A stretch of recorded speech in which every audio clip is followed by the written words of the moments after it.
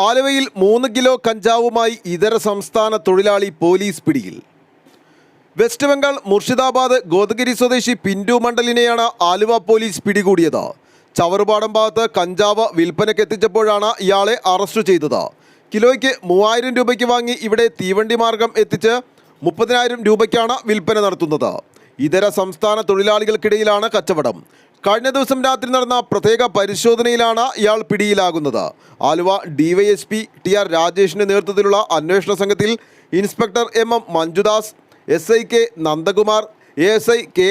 നവാബ്, CPOമാരായ Mahinsha Abubakar, K M. Manoj, P A. Noufal, V A. Afsal, K A. Sirajuddin എന്നിവരാണ് ഉണ്ടായിരുന്നത്. ആലുവ ലൈവ് ന്യൂസിനു വേണ്ടി സിദ്ദീഖ് കാരക്കാടിനൊപ്പം സനൂപ് കളമശ്ശേരി.